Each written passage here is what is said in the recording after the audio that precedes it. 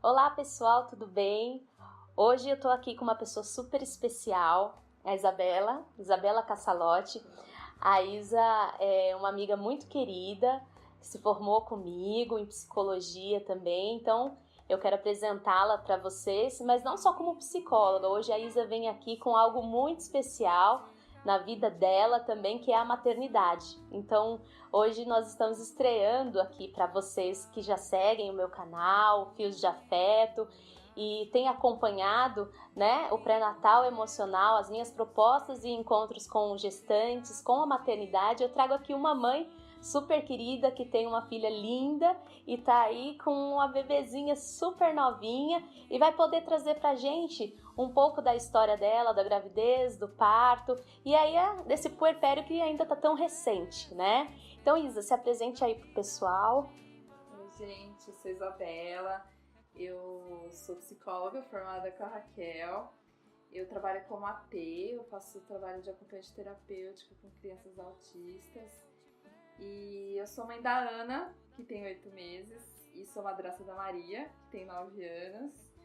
E a gente vai conversar sobre isso, né? Porque essa experiência da maternidade mudou tão completamente a vida, né? Que mudou, inclusive, a minha vida como psicóloga, sabe? Mudou a minha visão sobre as crianças que eu atendo, sobre as pessoas que eu vejo na rua.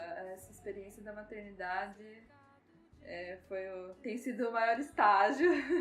Então eu queria assim que você falasse um pouquinho pra gente da gravidez. Qual é um ponto assim mais importante que você destaca, que pode destacar da gravidez? Porque você já tinha um contato, né? Você disse que você é madrasta da Maria. Maria, ela tem 9 anos, né? Então você convivia com criança, mas como é que foi pra você gestar uma criança? Qual foi a experiência? É porque a experiência de madrasta é muito diferente da experiência de mãe, principalmente porque a Maria não mora com a gente, né? A experiência como madrasta foi um grande aprendizado para mim também, porque foi uma criança que chega grande na sua vida, né? Já com toda uma bagagem totalmente diferente da sua. E só que existe o maternar também com a criança, mesmo ela não sendo sua filha, né? Não, é uma referência feminina, é uma referência de cuidado, né? E eu tenho um relacionamento com o Danilo, né? Que é o pai da Maria, e quando a gente começou a se relacionar, ela tinha 6 anos, e eu não imaginava, na verdade, que eu seria mãe. Porque não é um desejo que eu tenho. Eu vejo pessoas que falam que desde criança eu quero ter filho. Não é uma coisa que passava por mim assim tão forte. Às vezes eu pensava, mas não tinha muita importância na minha vida isso, né? E em um momento da nossa relação, a gente desconfiou que estava grávida, eu fiquei assustada com isso, mas a hora que a gente viu que não era, a gente falou, que pena. Poxa, então se a gente sentiu isso, acho que é a hora, né? Foi esse o sinal pra vocês que era que vocês estavam prontos pra engravidar?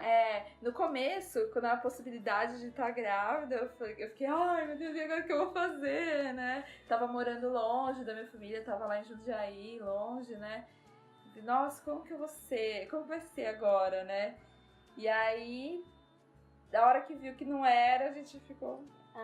Puxa, então acho que tem espaço para essa criança agora, né? Eu acho que essa experiência, né, ela vem muito de encontro com que, eu acho que não tem um marcador social ou um critério que diga para a pessoa que ela tá pronta para engravidar. Exatamente. E você não precisa querer demais, porque tem mulheres que falam assim, eu nunca quis, acho que eu não vou ser uma boa mãe. Não é por aí que passa.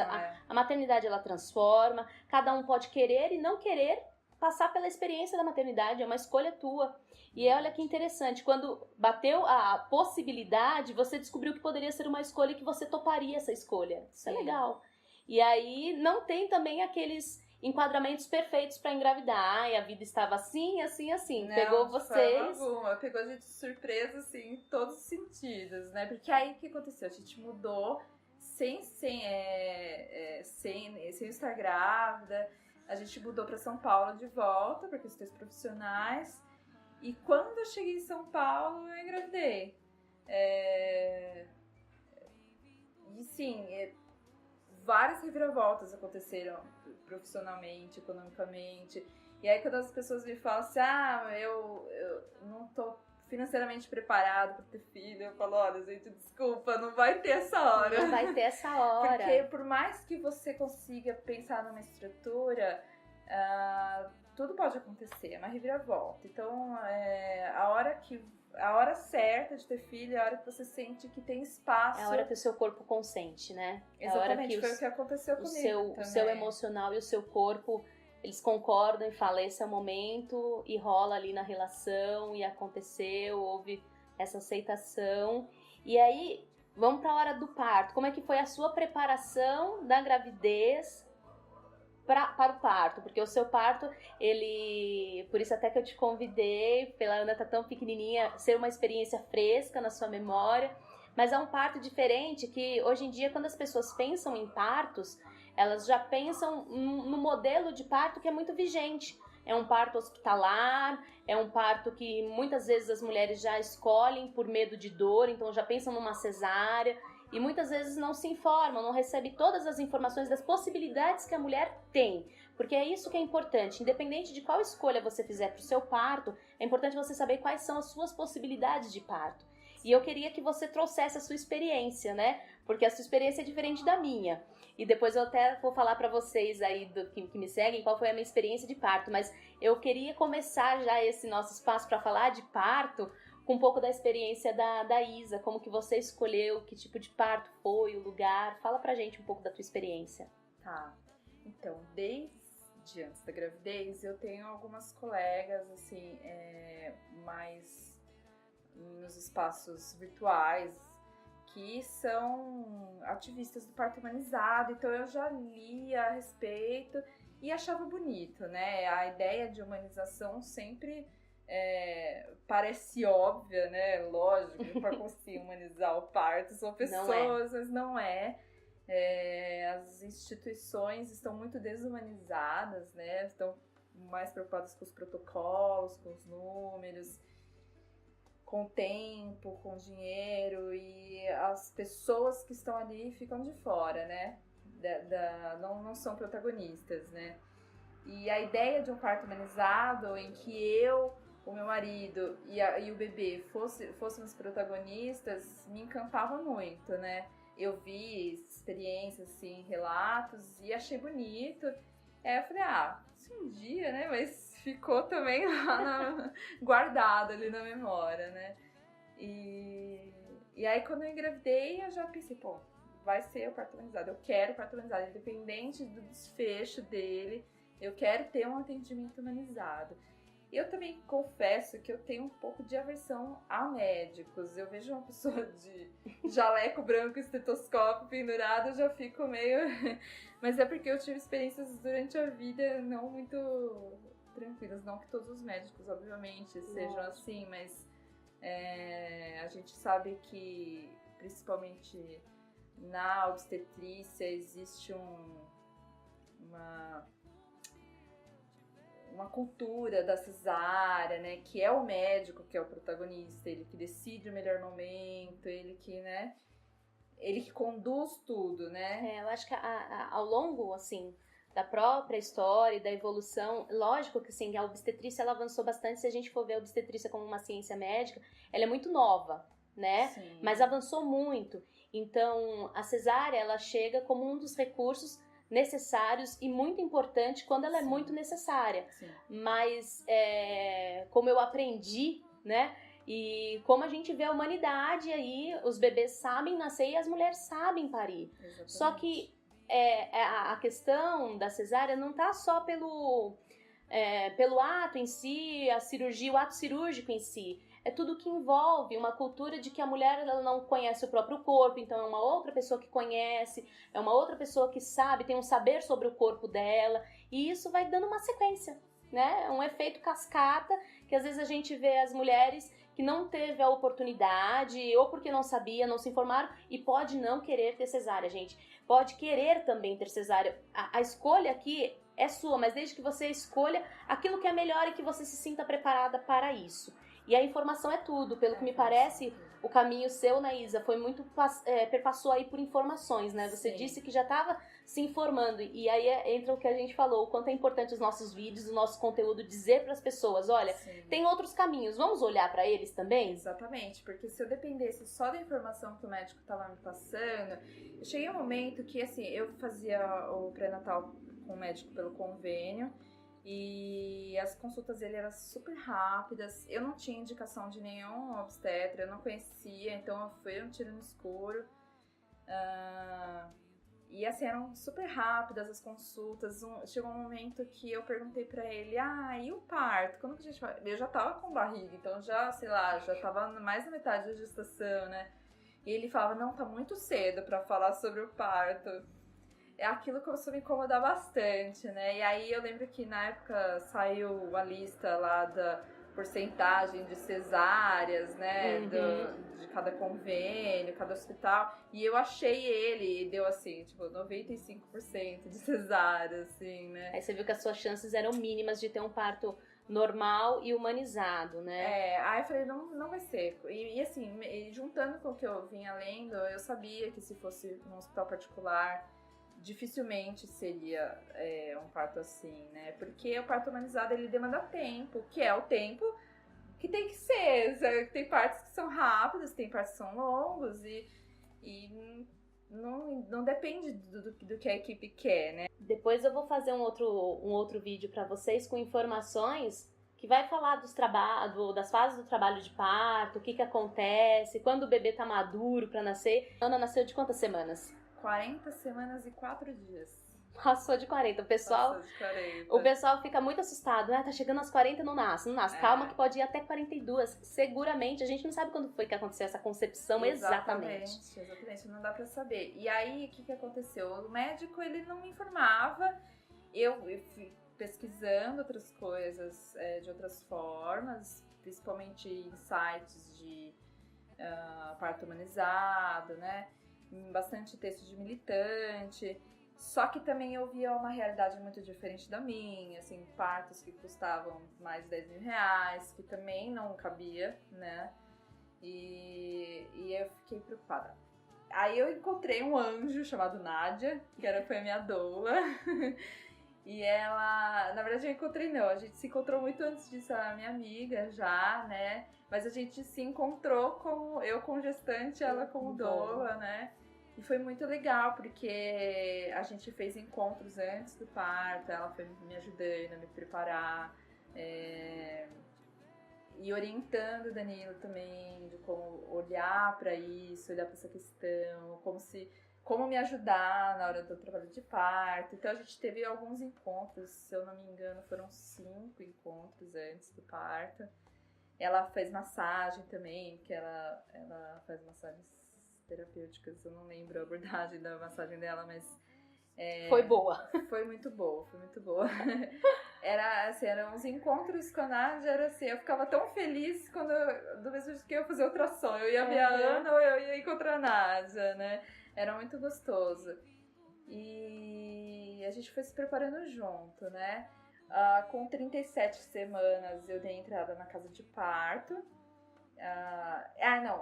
Assim, antes de entrar na casa de parto eu tive que mudar de obstetra, porque o meu convênio faliu e tal, fiquei sem cobertura, fui pro SUS. Foi muito legal a experiência também do pré-natal pelo SUS, porque eu fui muito melhor atendida pelo SUS do que pelo médico do convênio. Isso é ótimo a gente dizer, porque tem muitas mulheres que têm convênio, que têm uma condição de bancar algum parto humanizado com uma equipe humanizada, mas tem mulheres também que eu tenho certeza que vão assistir esse vídeo e vai se identificar porque você passou por diferentes situações. Você passou pelo convênio, você passou pelo SUS e foi pra casa de parto. Então é legal vocês verem, tá vendo, mulherada, que vocês têm escolhas. Eu acho que é interessante a gente poder dizer para as gestantes que vocês têm outras possibilidades. A questão é se informar e se encontrar, olhar para si e falar também o que eu quero. A partir disso que eu sei que são minhas possibilidades, o que vai ser melhor para mim e pro meu bebê, né? Sim. Ótimo. E se abrir também para isso, né? Porque a gente fica com preconceito de que o SUS, e assim, de fato o SUS tem muito a melhorar, Mas o que eu tenho visto, assim, da minha experiência no SUS, é que os atendimentos para gestante, para criança, costumam ser muito bons, porque é prioridade. Então, eu cheguei lá no posto só para perguntar, e aí, como que eu faço, né? E a enfermeira já me chamou de canto, ela falou, de quantas semanas você tá? Eu já tava, assim, de 35 semanas, eu acho, né? Ela falou, não, ela pediu os exames, eu falei, não, eu não trouxe nada, agora ela já queria abrir meu prontuário ali na hora, sabe, me marcaram já uma consulta na mesma semana com o GO, então eu fui muito bem atendida no posto. Essa é o SUS que tá funcionando, né, isso é importante a gente ter esse termômetro, talvez na sua região que você mora, talvez não tá assim, mas você precisa lutar, você e outras mulheres, a população, a comunidade tem que se unir e fazer funcionar o SUS. Né? O SUS é um direito de todos nós e eu também já acompanhei outras mulheres que a saúde e o acompanhamento pré-natal foi muito bem efetuado. Vou te dizer assim que foi excelente no quesito de consultas e tudo mais. Infelizmente, às vezes havia uma precariedade nos exames, na ultrassom, só que aí cada um foi dando seus pulos, sabe? Foi fazendo o exame particular daqui, foi fazendo de lá, para ter uma imagem de melhor qualidade, mas no que concerne a saúde materna e infantil e neonatal, nossa, foi muito bem atendido. Só que aí a gente chega no ponto, o parto. Sim. Então, o obstetra da UBS me preparou muito mais. A hora que eu cheguei, ele já chegou falando sobre o parto. Ele falou assim, eu falei que queria ter parto normal, ele falou que realmente ele achava que era melhor para a saúde da mulher e tal. Na época eu morava na Zona Oeste, ele falou, a maternidade aqui de referência é a USP, mas você tem o direito de ir pra qualquer lugar. E aí eu falei, eu tô pensando em ter na casa de parto. Aí ele falou assim, só que é longe, você sabe disso, né? Porque eu tava na Zona Oeste, a casa de Sapopemba, que também atende pelo SUS, na Zona Leste. Tem 2 casas de parto, né, em São Paulo, a Casa Ângela e a casa de parto de Sapopemba. Isso. E aí aí ele falou assim, é legal, eu vi, né? Eu vi esses dias a reportagem, é muito bom, o seu parto é de baixo risco, eu apoio. Ele foi me apoiando mais ou menos até o final. Chegou lá, eu já tava com 38 semanas. Ele, e aí, não tem nenhuma dilatação, né? Será que não vai ter que fazer cesárea? Eu não voltei mais nele, mas...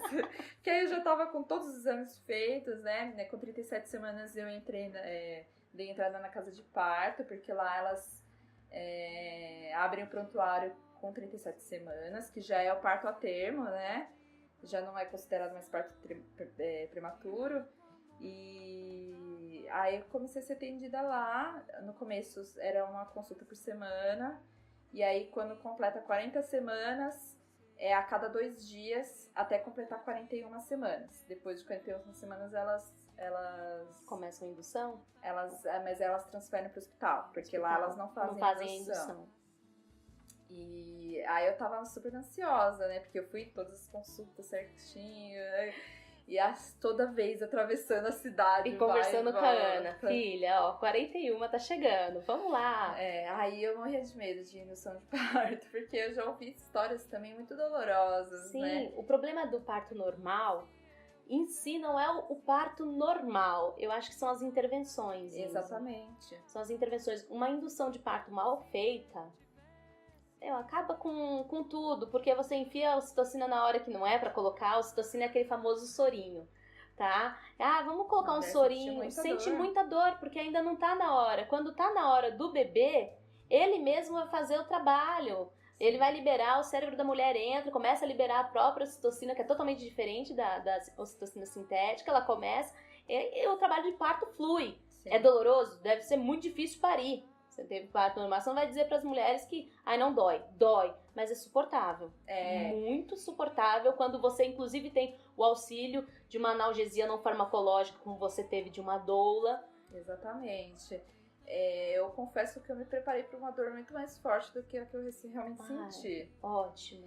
Mas assim, a minha doula até brinca, falou que meu parto foi o parto zen, porque eu tava muito calma. Eu acho que isso interferiu muito, né? A mulher precisa estar relaxada, né? Assim, eu tive tudo a meu favor pra estar relaxada. Eu passei por um momento estressante, só que foi o caminho. Porque o que aconteceu? Eu tava um pouco tensa já, porque já tava quase dando 41 semanas, né? E foi engraçado, porque na segunda-feira eu tive consulta lá na casa de parto, e elas fizeram exame de toque, eu não tinha nenhuma dilatação, ai meu Deus, não vai vir, né? Aí eu saí super chateada, elas, não, calma, pode ser do dia pra noite, não tem receita isso, né? E dando dicas de como eu poderia fazer pra ajudar, né? Mas eu fiquei ansiosa. Naquela madrugada eu entrei em trabalhos de parto. Olha só. E na segunda-feira eu fui na consulta, na madrugada da terça-feira eu entrei em trabalhos de parto. E eu já tinha tido, eu tava tendo muito pródromo, então teve a pródromo são as contrações de treinamento, né? Eu deixei me enganar 2 vezes, né? Tanto que a Nádia foi 2 vezes lá pra casa, já com mochila. Oba! Chegou. Não, aí a hora que ela me via, assim, ela, não. Isso não tá a mulher com cara fica de diferente. Gente, é importante essas mulheres que estão gestantes, que às vezes eu recebo várias mensagens das mulheres falando, doutora, então, me chamam de doutora, olha só. Pode chamar de Raquel, viu? Ela fala assim, então, eu tô com... Tá me vindo umas dores, assim. Eu falo, olha, calma. Quando é trabalho de parto é uma coisa tão forte que você vai saber que é o trabalho de parto. Às vezes, quando você não tem muita pegada, mas hoje em dia provavelmente você vai saber melhor, né? Aquelas contrações mais ritmadas e tudo mais. Que a primeira vez a gente primeira não sabe vez, nada, né? Eu imagino. E aí a Nádia já tinha ido, ela tinha ido na quinta-feira, tinha ido no sábado, e a gente toda hora falava, agora é, não era, né? Aí na madrugada da terça-feira eu acordei e aí eu senti, eu falei, agora é de verdade, né? Eu tentei cronometrar, tinha até um aplicativo de cronometrar a contração, mas eu dormia no meio, não conseguia cronometrar. Isso, ótimo. O que você falou é ótimo. Fala pra elas que as contrações, quando elas passam, você consegue fazer coisas. Consegue. Não é, gente, tipo, 12 horas gritando. Não. Eu tava conversando com uma amiga minha que ela teve filho agora em maio. E a gente brinca que eu fui doula remoto dela, né? Porque a gente ficava conversando o tempo todo. Ela, mas e agora? Que horas que eu vou pro hospital? Não, né? E eu lembro da imagem que eu passei pra ela, que a contração é como uma onda, né? Ela vem... Imagina a onda molhando seus pés, né? Ela vem, molha e volta. A hora que ela volta, você não tá sentindo mais nada. Não sente nada. Depois, com o tempo, a onda vai vindo, fica mais tempo, mas ela volta. Ela nunca fica o tempo todo. A hora que ela fica o tempo todo é porque o neném já tá saindo. E aí a hora que você mergulha, né? E quando você sobe de novo, é como se a onda te cobrisse. E aí é quando teve a dilatação toda. E aí você só entra mais na hora do expulsivo. Que aí você já tá levantando e quando você emerge, você sai com seu bebê, que é um presente aí